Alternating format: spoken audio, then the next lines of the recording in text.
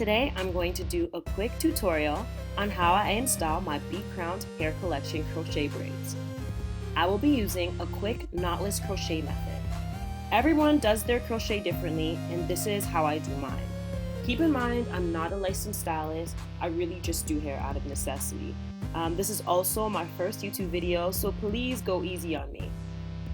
First things first, you will need 4 boxes of bee-crowned hair collection hair to do a full install. You will need a comb to do your braids and a crochet latch hook needle to do the crochet. Don't mind my awkward shimmy and crazy eyes. I was clearly distracted during the filming of this.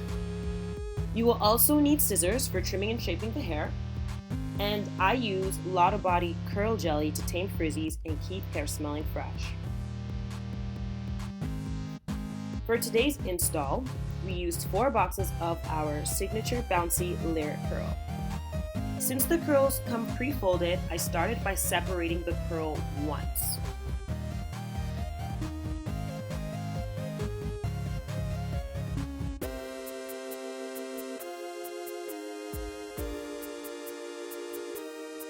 Don't separate curls more than once to keep the curls intact and to minimize matting. As you can see, I'm running my fingers along the length of the hair to smooth it out in case there are any strands out of place.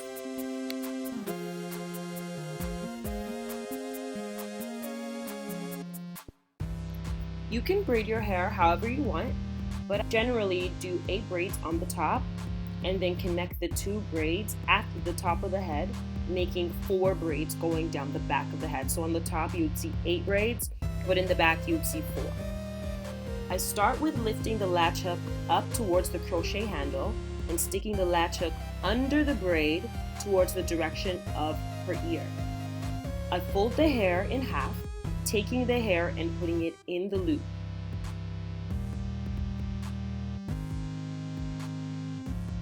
I then close the latch hook and pull the hair up through the braid.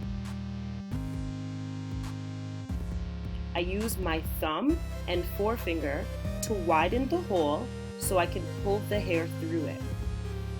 As you can see, there are 2 pieces, and I always choose the piece farthest from the face to make sure the hair falls toward the face, hiding the bump in the middle. I then use my other hand to pull that piece through the hole.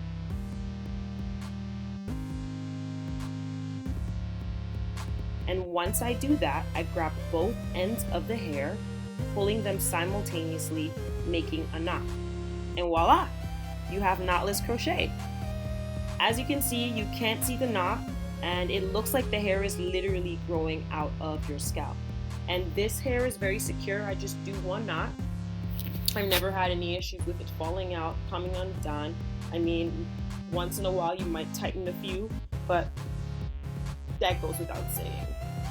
Alright, so Chanel had a piece of her braid sticking out, and I had no thread, so I didn't want the hair to be like peeking through the crochet braids.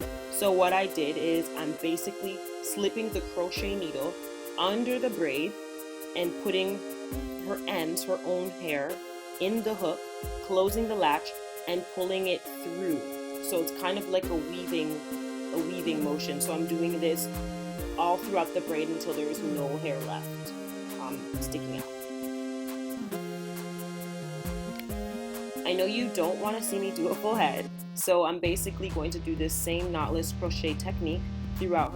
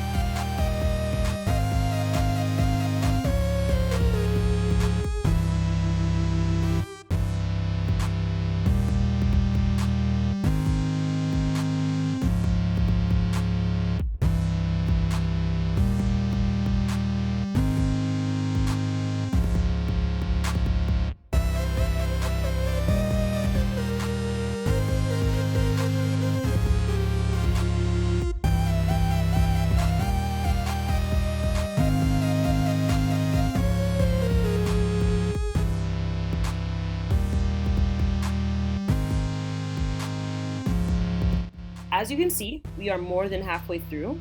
And like I said before, I used the same method throughout her whole head. To create the knotless middle part, I made sure that when I was putting my latch hook through the braid, I pointed the hook towards the middle of the head and repeated the same thing on the other side.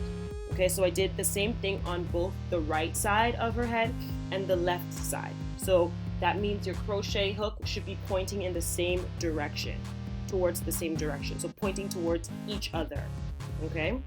If you had 2 crochet needles and they were meeting in the middle, they would touch, essentially.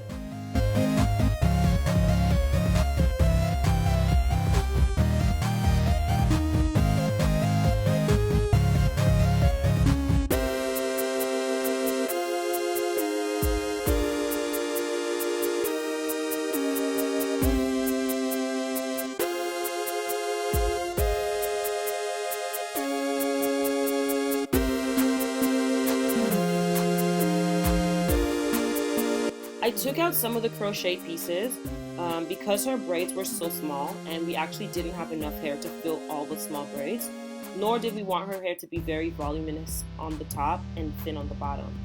So my solution was to slip the crochet needle under the 2 braids beside each other, basically making it 1 braid. This actually worked out really well as the double braid was more secure and held the knots better than the super fine single braid she had.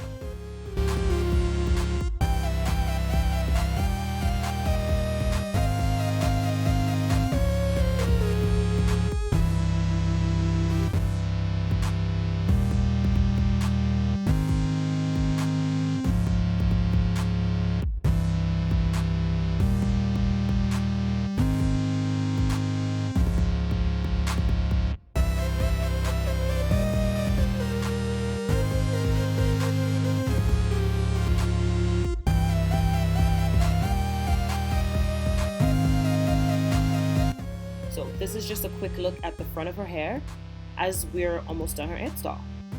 If your edges need to be laid, once you're done your install, I suggest Pix Edge Control. They always get my edges together. As you install, you might experience a little bit of frizz. I personally don't mind it because I feel like it gives your hair a more natural look, but what I will do during the lifespan of my install, I'll take a dab of Lotta Body Curl Jelly, rub it into the palms of my hands, and then I gently separate the curls that need extra TLC. So I'll rub the strands from the root to the tip of the curl, going in the same direction as the curl pattern.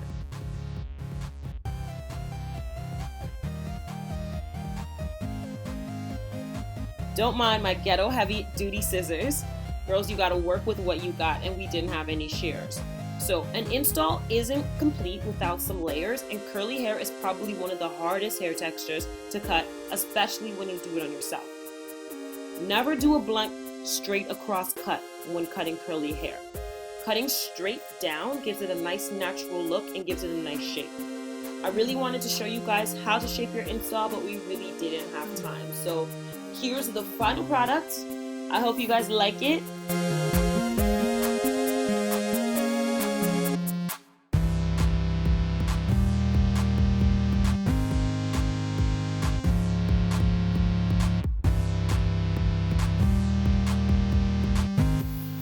Thanks for watching. Make sure you comment, like, subscribe, share, tell all your friends, and if you have any ideas for any installs you want me to do in the future, let me know and I'll try to do a video for you guys. Have a good one.